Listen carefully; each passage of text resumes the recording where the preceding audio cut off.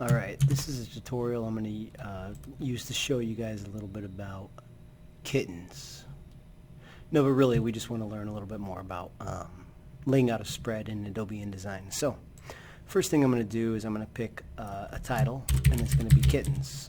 And due to hierarchy of text, we want to make sure that our title is very, very large. So I'm going to choose 72-point font, and maybe I'll even choose a decorative font for this one, and I can click that here. And I want to get something that kind of goes with kittens, so something kind of cute. I don't know.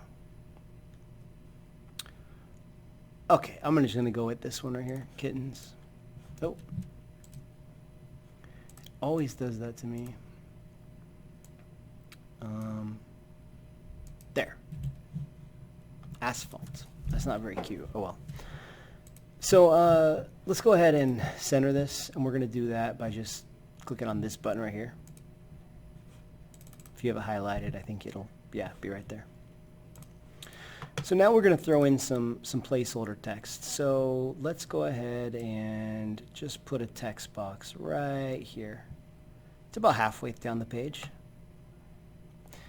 And I just Googled kittens. I went to kitten Wikipedia, and I'm just going to take this information right here where it says etymology and development. And if you could just copy all of this first two paragraphs. Looks like it gets this picture too, but we'll see what happens when I copy and paste it. Okay, cool. You can see that this little plus right here means that it doesn't all fit in the box. Now, rather than making the box bigger, what we're going to do is we're going to control click on that plus, and then draw the box over here. And what you'll see happen is it'll actually continue that text. And if I were to make this text box smaller, it'll again tell me, hey, you need more room to finish this text. So, and again, when I had that plus right there, I'll show you again what I did is I just hold down Control and nope, sorry, you don't hold down Control. You just click on it in this version. That's nice. And then you just draw another text box. So again, you click on it and you just draw another text box. So there it is. All right, but I'm not going to do that. I'm going to leave that plus there for now. What I want you to do is you're going to create a rectangle, fill in all of this area, and just make that rectangle some sort of color. So I'm going to double click on it, fill it that color.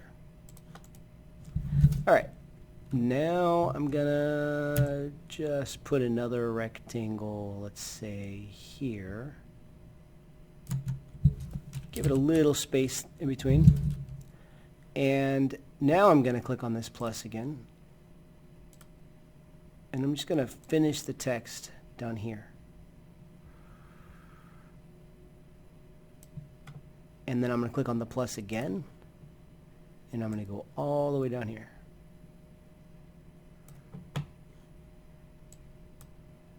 Okay. So this is kind of what it should look like right now. If we had W, you can kind of see it's nice and balanced and looks good. Now we probably want to give this thing a heading right here.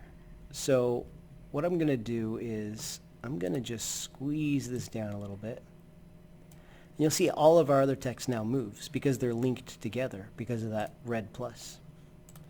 So I'm going to put a little subtitle on here. That will be etymology and development.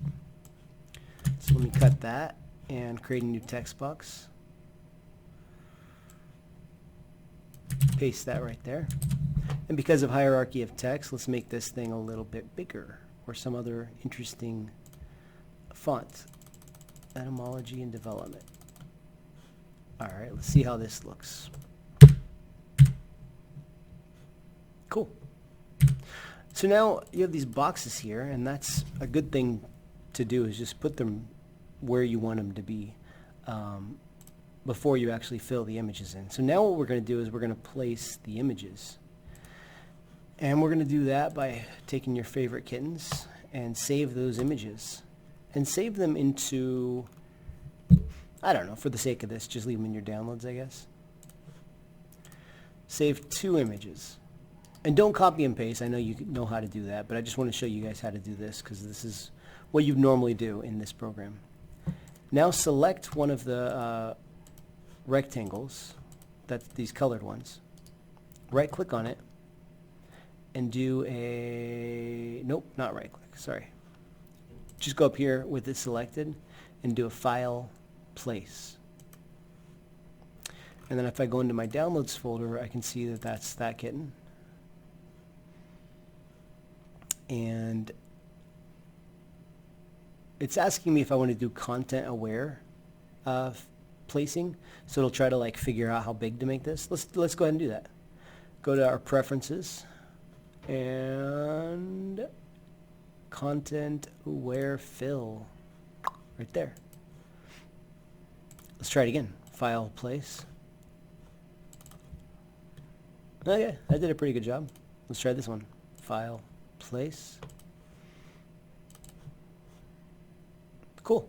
That's actually pretty amazing that it knew how to resize it. We could make this bigger. If you click on this, you'll see the blue right here. That's the frame. But if you double click, that's the actual image, the orange area.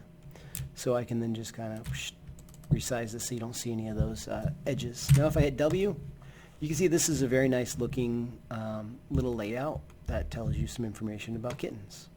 So, probably the biggest challenge you might face is resizing images. If you try to resize it, this happens. Oh wow, it's actually resizing it for us.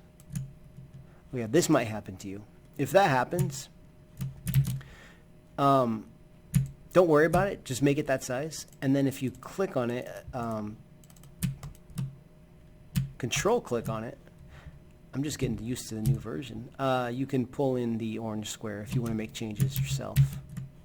So again, if you want to make the cat bigger or smaller, you control click, and then you can just take this orange box, and the frame will still say that size, but you can crop your image or even move it accordingly if you would like to. That's kind of confusing. Hopefully that makes sense. All right, that's good practice. I think that is good for today.